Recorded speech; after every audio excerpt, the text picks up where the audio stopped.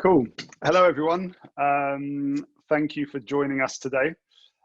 My name is Ben, and this is Laura. I'm very happy to be a virtual London's calling, which I think is amazing. So thanks to all the organisers for doing this, considering the circumstances.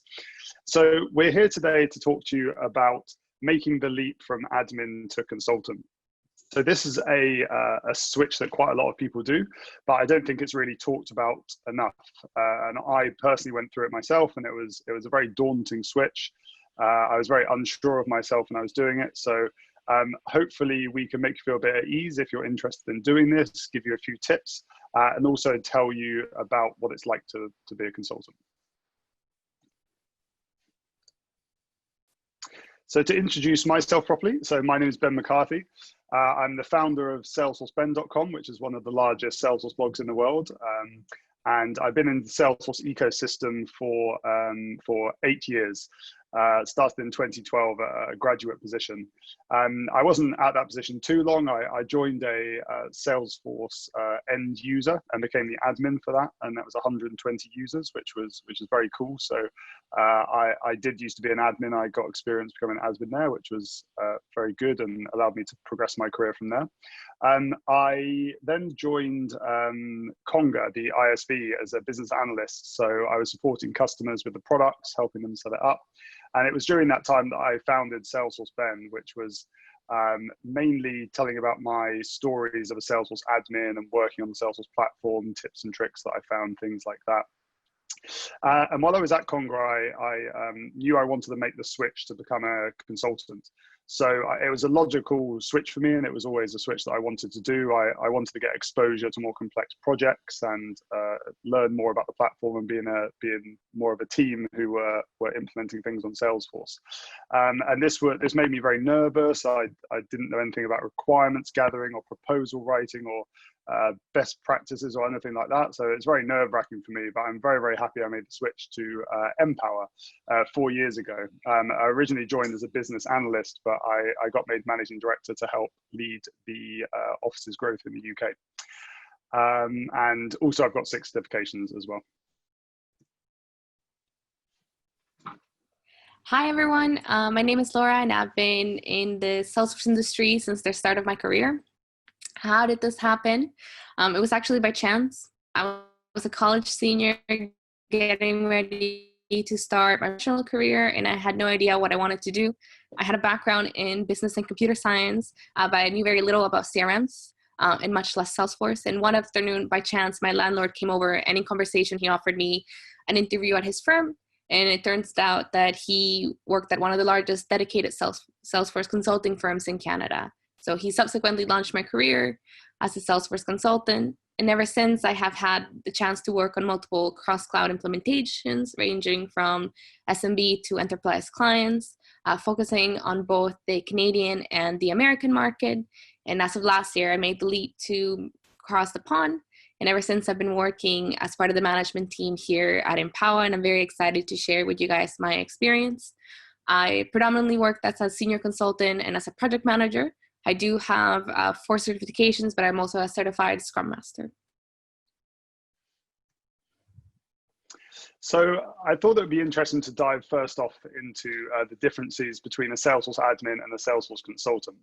Because on paper in the job descriptions, they're both very similar. They're both to do with implementing fields and custom objects and roles and profiles and security models and things like that. But in reality, the differences are quite major. So if we start with admins, so admins can have a lot of different roles, and there's no one role fits all. You know, more are going to be on the business analysis side, and more are going to be on the technical development, Apex, Visual Force. You know, it can really range. But most of the time, admins are responsible for maintenance of a Salesforce org and also maximizing a company's investment in Salesforce. So this is going to have various accountabilities, but mainly user management, making sure they're happy, they've got the right role, profile, security settings, day-to-day maintenance, fixing bugs, any questions that come up from users, introduction of small changes. And I say small changes because although admins are very capable and often are rolling out solutions across the entire business that have a huge impact. Usually if it's a major implementation or a new Salesforce product or something like that, if they haven't got any prior experience to it, like Marketing Cloud, then they usually wouldn't be the ones implementing that digital transformational system, but supporting it. In addition, training, adoption and rollout, so really supporting users, making sure they're maximizing the system, they're trained up on the new releases and any new features that you're bringing out as an admin. And by the very nature of the job, they're working exclusively with one Salesforce org, one company, one Salesforce org. And usually would take over an existing Salesforce implementation. So one that has been previously implemented by possibly a consultancy, which leads on very nicely to the consultant's role. So a Salesforce consultant is responsible for the implementation of a new Salesforce org's products and also major features. So because Salesforce consultants are brought in to implement Salesforce from scratch, they're often gathering requirements from a previous system. So this could be something like HubSpot or even Excel or a real legacy system. So we're scoping out requirements, learning about the business, learning about their wants and their needs and their pain points of their current system, and then defining a project scope and implementing that project, that product, and eventually rolling it out, training users, and all the kind of stuff that comes with it. So if you think of a Salesforce admin as maximizing a company's investment in Salesforce, and the consultant is implementing fresh implementations and fresh projects and major rollout. So they're working with multiple customer orgs, multiple customers as well. So I thought that would be good to define the differences between the two major partners in the Salesforce ecosystem. So looking at the bottom right-hand corner, you can see they're divided mainly into two categories. So you've got system integrators, which are commonly called SIs, and you have independent software vendors, which are ISVs. So ISVs, I'm sure a lot of you are very familiar with. So these are all of the apps on the App Exchange. So Conga, Validity, Matterbox, Form Assembly, these are names that you probably have heard of. And these people are very product focused. So they have a product that is implemented on Salesforce, sits on the Salesforce platform, and more often than not don't have professional services. They might have a small amount to help you implement the product, but they are a product focused company. But SIs, like Empower, like us, implement Salesforce products. So we deliver professional services. So companies like Empower, Accenture, BrightGen, Make Positive, Deloitte. So there's a lot of them out there. So these companies are implementing Salesforce from scratch. So greenfield implementations, and consultancies will have a very strong relationship with Salesforce. So while Salesforce are selling the licenses of the products, so Sales Cloud, Service Cloud, Marketing Cloud, the SIs will actually be implementing it and providing the professional services. And they really provide value from their technical expertise, but also from their industry expertise. So at Empower, we are big in financial services and fintech. So when there's a particular client which is from that industry, Salesforce will often call upon us to provide the expertise. So it's not just the know-how on the Salesforce platform, but also knowing the best practices, the common mistakes that companies make in a specific industry. In addition, partners have to maintain a certain level of expertise. So they have to have a certain number of certifications, sending out surveys to customers to ensure we're doing a good job. And this helps maintain our partnership level, which is silver, gold, platinum, or global platinum above that. So let's dive into why you should become a consultant. So there's 8 main benefits that we've got. So the first one is increasing your knowledge through complex projects. So the very nature of consultancies, they're brought into onto the most complex projects. So this will include implementing multi-cloud projects like Sales Cloud, Service Cloud, Marketing Cloud, lots of code, integrations. So if you're looking to advance your career, then it's great to get exposure to these types of projects. And although your admin job might have multi-cloud and use Apex and Visualforce and Lightning and things like that, you get exposed to different Salesforce orgs and departments. So HR, finance, sales, service, marketing, you're very likely to get exposed to all these different kinds of departments, understand how they're running, the different processes they use, the different features they use of Salesforce, which is very good for your career. In addition, something that I touched on a second ago is receiving deep industry expertise. So for example, when I joined Empower, I didn't have any real industry expertise. I worked as an admin for one company, and then at Congra, I worked across lots of different customers. But getting a niche in an industry is very, very valuable to your career, because you're going to be joining a specific type of company that really values the best practices and mistakes you've made previously that you know not to make again. In addition, working across multiple Salesforce products. So if you've only got exposure to one or two Salesforce products, this is a great way to get across all the suite of Salesforce products. And Salesforce Consultancies, it's in their interest to get you skilled up on all these different products, especially the new ones, because they want the projects to be able to implement these new products.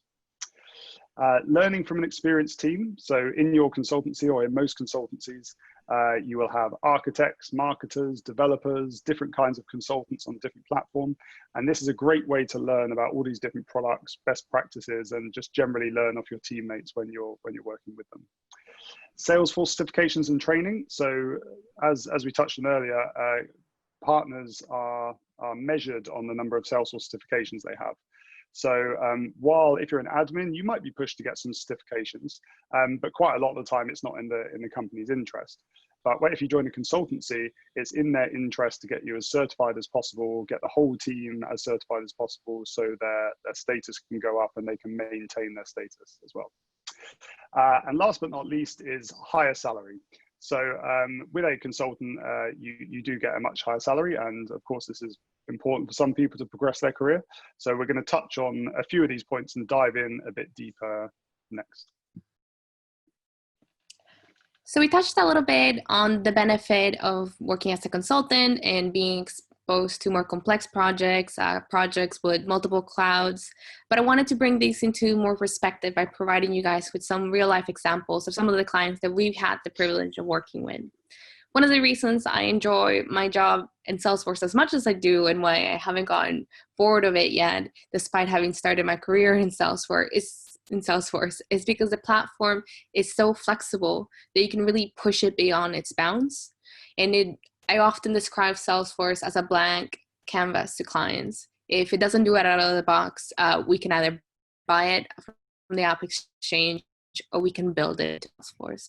Often clients think that Salesforce is simply a sales tool, something to use to track accounts, clients, deals, but there's not much more to it, and that's really not correct. You can really build very complex, very interesting projects with this platform.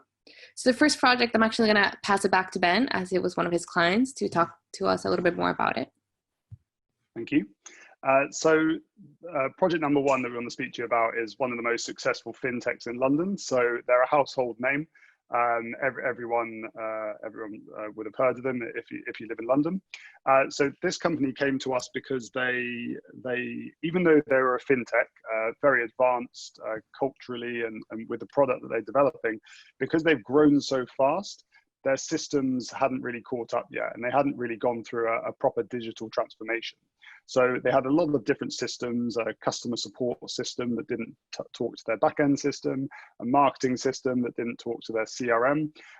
And with all this data all over the place, you couldn't report on it. It didn't provide a good experience for the customer, because the customer support agent, for example, couldn't see a lot of their information. So this was a pretty big project and involved multiple Salesforce products. So Service Cloud, Marketing Cloud, Interaction Studio, which is a new part of Marketing Cloud that allows you to dynamically change web pages depending on what category or what audience a certain individual falls into. Salesforce Connect, which is to use to easily integrate backend systems for transactional data, and then also an integration into their backend system separate from Salesforce Connect. So this is a pretty transformational project, and it took 8 months, and there were 50 users on the Service Cloud, which isn't a huge amount, But when you combine all of these different all these different tools, it's extremely powerful, but also quite complex. So for the people working on that project, it's very interesting to see how all of those different products interact together. Thanks, Ben. So the next project is actually one of my favorite implementations that we've done recently. We're actually going to submit a case to try and present at Dreamforce next year. Knock on wood that we can. But it's one of the largest office brokers here in the UK, and very similar to Ben's client. They were on a legacy CRM. It was tied to their laptops. They've been on it since the 90s. They really hadn't had a chance to update their platform. And because of that, they weren't getting many of the benefits of a tool like Salesforce. The users couldn't work from home. They never really had access to proper reporting. And the administrator upkeep had them tied to a third party in order to even make the simplest of change. By introducing Salesforce, because they are brokers and they don't deal with the standard accounts and contacts setup, we introduced not only custom objects, but also record types and custom fields to make the system look and feel more to something that made more sense for their business process. So we introduced the concept of a provider, we introduced the concept of a business center, and that's actually how we now manage all their centers around the city of London in their connection to their website. We also introduced Lightning components. So we were using a Lightning component to reverse match a client and to a business center based on the needs of the client. So let's say that I'm a young office, we have 20 people, I need to be near the Liverpool tube. This Lightning component will bring up in a map all the business centers that match that description, and will send me the introduction to not only myself, but also to the provider, so that the broker can cash their fee. By tracking all this information in Salesforce, then of course they can do a lot more reporting. They can report on the kind of information that their team is sending, their speed to deal, as well as, because Salesforce is so malleable and there's so many applications that you can plug into it, and we were also able to introduce SMS and a CTI tool. So just to give you guys a bit of an overview of the customer experience that they have, if I were to call right now and reach out to this client, and again with my inquiry for my young office of 20, that inquiry would automatically be captured on their website. They're using Pardot, so on the back end, they know how many times I've been on the website. They know if I've visited multiple pages. Once that inquiry is captured, it comes into Salesforce, not only with the information about my lead, but also all the business centers that I'm interested in from the website. From there, we push a call to the agent to automatically call you within 5 minutes of your inquiry to list it on your lead. And if that's going forward, they'll go ahead and schedule a viewing with these business centers and send you an SMS letting you know exactly at what time do you need to meet someone at the building. So we took all these tools that were in different platforms and in different tools, and we brought them all to one, and allowed not only the agents to have a much easier time scheduling calls and getting to their clients, but also allowed management to have a full view of everything that's going on and report on it. So it's been a huge win. This was a big project, so it took about 10 months to implement. And even though we've only rolled it out to 40 users, that was actually across different locations. So we not only rolled it out in the UK, we rolled it out in Australia, and we rolled it out in the United States. So it's been incredibly successful. The next project is a little bit different. It's actually a project that is still ongoing as we speak. And right now we're working with a company that manages gallery co-working spaces. So they're leveraging Salesforce to not only track galleries, but they're tracking the gallery's occupancy and allowing Salesforce users or their users to make bookings on the gallery based via a custom community. Because we're able to use Salesforce to track all the information, not only of the gallery and of the space, we were also able to use a community, not necessarily a template, but we were able to use a custom community. And that allowed us to completely match the community to the client's branding and make it look and feel as though we weren't even in Salesforce, even though we're using on the back end the power of the Salesforce as a platform. Lastly, we're also integrating with Xero. So once I make a booking and I've been charged for my booking and my booking has gone through, then the invoice generates in Salesforce and connects directly with the Xero application. So of course, again, accounting know exactly what invoices need to go out. And as a manager or as an account manager, I know exactly not only the bookings that this member has made, I also know exactly the invoices and the amount that the account has spent with us. So these are just a couple of examples of the different possibilities of Salesforce and just some of the projects that we've gotten the chance to work in because we work in a Salesforce consulting firm. So next we want to talk a little bit more about training and certifications. I know Ben touched a little bit on it, but this is also one of the things that I enjoy the most about being part of the Salesforce ecosystem. I think Ben mentioned this, but partners are required to stay up to date with this latest Salesforce technology, which makes sense because we're the first point of contact when it comes to implementing new clouds. Partners are measured based on their experience of the consultant and also the number of certifications that each consultant achieves. That is actually what affects whether a partner is a gold level or a silver level. It's very difficult to try and pass these exams without having the exposure to the technology. I'm not sure if any of you guys have attempted it before, but it is hard. Experience is worth its weight in gold. And that's why working in a consultancy with a variety of project mix is really helpful because it allows you to get experience with multiple clouds. You're not always going to be working on the same use case or with the same team. You're going to be going through a number of different projects as they come through, end to end. And even better, if you want to be exposed to something like Service Cloud, or if you want to try your hand at CPQ, there usually is someone at the company that has done it before, and they'll pair you with them. And once you've had the chance and the exposure to the platform itself, they'll of course pay for the certification for you to get certified, because it's not only in the benefit of yourself, but it's also in the benefit of the company. And of course, once you have that certification moves forward with you. So if you were to change firms, that's just one more tool that you've added to your CV. Something else that's important to highlight is that when Salesforce pushes out a new technology, it's often made available for to the partners. So I just want to give an example. I remember when CPQ was first released, we got exclusive access to training at the time. We actually had someone come on site from Salesforce and walk us through what CPQ was. And we were eligible for both what was called at the time a brown belt initial examination, which eventually became the now CPQ consultant certificate. It made the adoption of the platform much simpler. It allowed us to tackle CPQ projects and expand our experience. And at the same time, it brought us very quickly onto this new platform that is now such a key part of the Salesforce Rolodex of tools. The same is with any product that they acquire. So we recently actually had training here at Empower for Map Anything, which is one of the most recently acquired technologies by Salesforce. So you really do get access to new technology very quickly, which is of course an incredible learning opportunity if you are passionate about the technology. Lastly, the ecosystem really offers great opportunities for networking.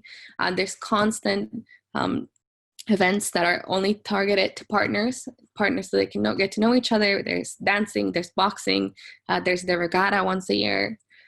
Just last year, we had Strictly Come Dancing, the Salesforce edition, where we had to learn to salsa for 6 weeks, and we were paired up with other members of the ecosystem. And this was really helpful because, of course, I got to know a number of AEs, people that work at Conga, people that, of course, because they work in a very similar environment as myself, have a lot of the same interests. And to this day, we still go out and get drinks, and it just was a great way to get to know each other. So really, when it comes to training, certification, and networking, working in a consulting firm really does open the door for so much more. Thanks, Laura. So the last benefit that we just wanted to take a deeper look at is salary. So salary is also quite important to quite a lot of people in their careers. And by joining a consultancy, you're very likely to get a boost in salary. So this data here is from the Mason Franks salary survey, which is the largest in the world, and these are averages. So you know, they might kind of put a give or take with them, and they're also from big cities mostly in terms of the people that take the survey. So they might be slightly more reflective of London or something like that. And there's a few different roles here. So you have your Salesforce admin at the top. You have business analyst. So business analyst is the person responsible for requirements gathering and then translating it to a solution. And it's slightly different from a consultant, because a consultant is usually the one that would be implementing the actual project. Although in many consultancies, and actually most smaller consultancies, these are a hybrid role. So for example, in Empower, we only have Salesforce consultants that are responsible for requirements gathering and then actually implementing the solution itself. And as you can see, these salaries are pretty similar. And in terms of an average increase between mid-level and senior level, you're looking at about a 31–32% increase from an admin role. And this, you may not get the salary, a mid-level salary straight away, because there is often some transition between becoming an admin and a consultant. And depending your project experience or your admin experience, a consultancy might want you to prove yourself over a number of months before giving you an uplift. But quite a lot of consultancies will say, you know, within a few months or within getting these certifications, then your salary will rise. With a project manager, this is a slightly different skill set. So while a consultant is actually implementing the solution, a project manager will be overseeing the implementation and ensuring the customer's happy, planning the sprints, and generally making sure the project's on budget and on time. And as you can see, there's quite a huge lift in salary here. So it goes up to about 66% from an admin position. And becoming a project manager, it's not easy. You have to have a very specific skill set. You have to be able to have project management qualifications, but quite a lot of admins actually have this skill set. So if you like project management, this is potentially an avenue that you could join when you look at a consultancy. So we've talked a lot about the many reasons why we think a career in Salesforce consulting is great, but we do have to acknowledge the downside. While it is the case, consulting has the potential to involve long hours at the office, travel out of town, and even potentially working on the weekends. It's not completely unheard of. The clients want to go live over the weekend in order to avoid downtime, and that is unfortunate, but it's just part of the job. As a consultant, we are also often asked to balance multiple projects. That can be quite stressful. Short deadlines, short tempers when it comes to our clients. We do have sometimes clients that think doing a lot of shouting will get you a lot of more work. And that, of course, then adds to a lot of your stress. So keep that in mind if you're thinking about making the leap. But just know that if you have a strong team and a supportive partner, there is something that you can easily handle.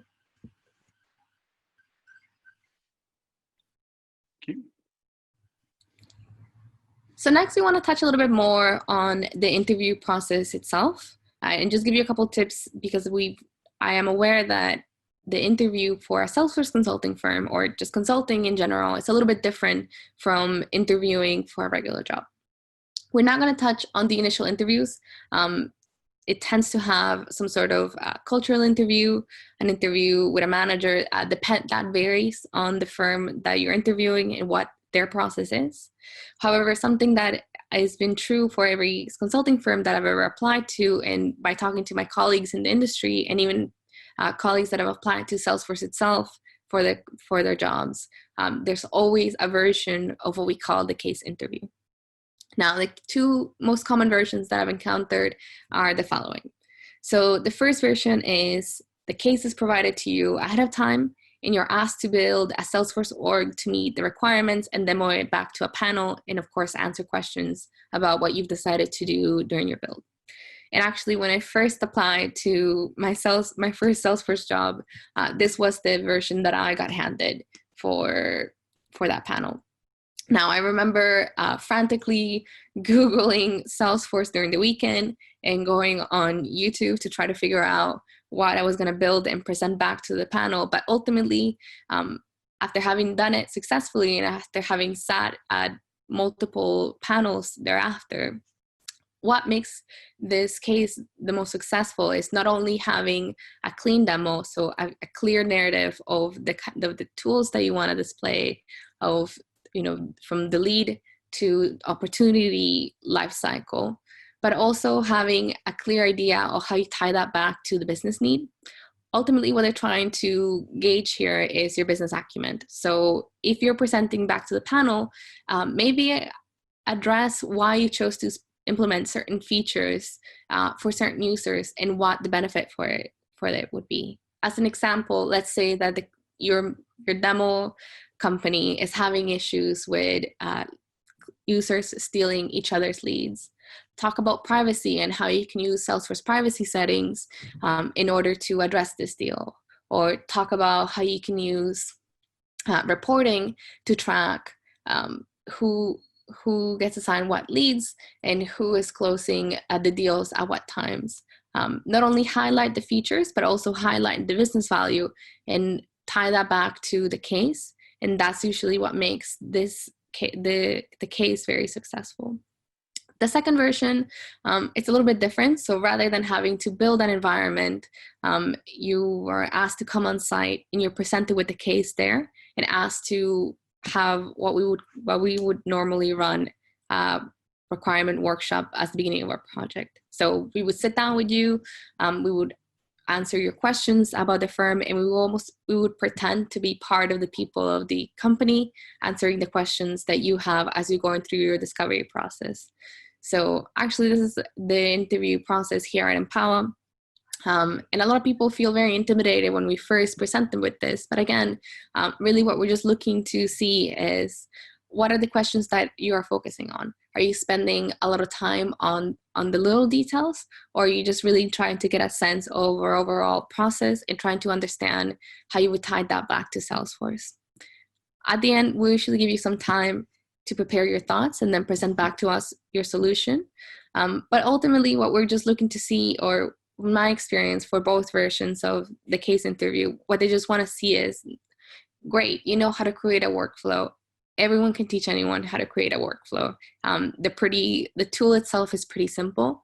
What's hard to teach is business acumen and understanding why firms invest in Salesforce. What are the benefits for different users? What are the use cases for the managers versus the use cases for the administrators versus the use cases for the end users?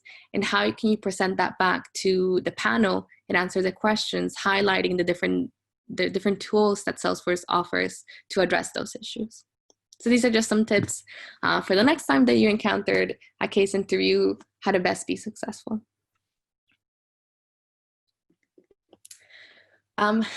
Next, of course, we have to touch a little bit on CVs. If you're an administrator, you of course want to adapt your CV to be a little bit more Salesforce focused or more consultative focus. And if you're sitting here and thinking a little bit worried, fantastic, I'd love to make the leap, but I don't have any consulting experience, I do want to challenge you to really take a deep look at your experience at your current firm and think through if that's really the case. Even a small feature implementation can be in itself a little project. Salesforce is a tool that's constantly evolving, and I'm sure that as part of your firm, you've contributed to that evolution.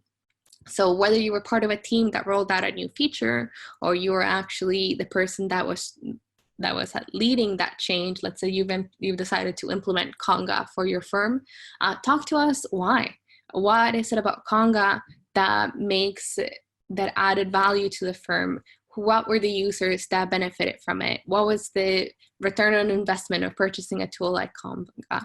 This really highlights to us that you understand the business value of these tools, and it helps us kind of map that to this little project to what your experience would be and your approach would be for a bigger project. The same is to say with different user groups. If you're working in a large firm or in a small firm, as the administrator, you're the first point of contact for everyone. And I'm sure that you've encountered people who are very comfortable with the tool, as maybe some users that are a bit more I guess, is adverse to technology. Talk to us about how you manage that. Talk to us about how you manage training when a new user comes on. These are all skills that very easily map to your life as a consultant and helps us understand how you would make the switch. And as consultants, we're often faced with multiple groups, and we have to adapt the way that we do training and adapt the way that we explain features of the tool to different user groups. And if you think back through your experience, I'm sure you've had the same. Last, talk to us about changes. Good change management is key to the success of any project. And when we first implement a Salesforce implementation, we really rely on the admin or the administrator at the firm to support us through the change. So talk to us about what is change management at your firm and the role that you play as part of the change management team when new features are being released in Salesforce, or maybe when changes are being done, and how you make sure that it's not too impactful to the team. Lastly, honestly, fake it until you make it. This is going to sound really cliche, but it's cliche for a reason. Take a shot, work hard, and many companies will take a chance on a person if they have a strong work ethic. I know we have.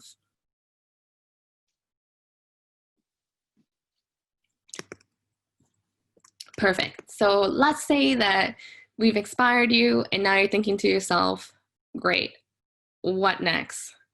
So I wanted to give you guys some last parting advice on how to find a job in Salesforce. And now these are advice that I've taken and I found to be universally true, even when coming from North America to London.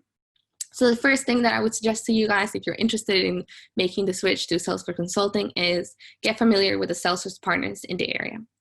LinkedIn is a great tool to first find them. And if you are interested in the big consulting firms, then PwC and Deloitte have a very well-established Salesforce practice, both in North America as well as in Europe. But also look into the smaller partners, because they will give you a more dedicated approach as a smaller teams. That might be better for, that might be better for your specific needs. Lastly, the App Exchange also lists all the different partners in the area. The partner that you're interested in, just follow them on social media and get to know the company better, and look for someone in your network that can connect you to someone at the firm.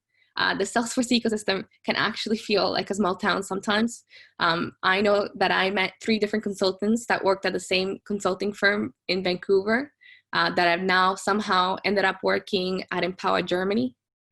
So I promise you that even if you think you don't, you know someone that can connect you to the firm that you're interested in. Next, I would say try to find a recruiter that you trust and ask them for advice. I know that some of them have a bit of a bad rep, but ultimately they are the experts when it comes to their domain. And I know here at Empower, we have a couple of recruiters that we really do trust and have brought some of our great talent onto the table. Spruce up your CV. Like we mentioned before, focus on business analyst experience, your requirement gathering experience, and your solutions, not so much the admin tasks that you've completed. Attend the meetups. They really are a great way to meet other people in the ecosystem. I know that Ben often attends the meetups. Our HR team attends the meetup to try to find talent. And I know that we've actually hired some of our colleagues from the meetups, so they definitely are worth the while. And last but not least, get certified. If you're trying to make a switch, it really helps you stand out from the rest of the administrators that are trying to come onto consulting. It shows that you're taking an initiative. It shows that you really are interested in the product, and use Trailhead to get you support in order to take those exams. And Trailhead and those points actually also count towards the partner standing. So they really are. It really is a very valuable tool. So I hope you guys take these tips on, and hope it helps you if you are looking into making the switch into a Salesforce consultant. So that's all we have today. We are ready to take some questions. Thank you, guys. Cool. Thank you very much. Hope you enjoyed that.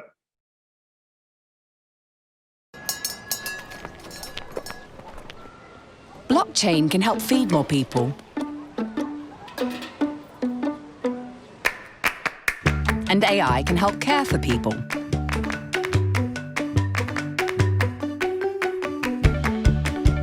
VR can help train people.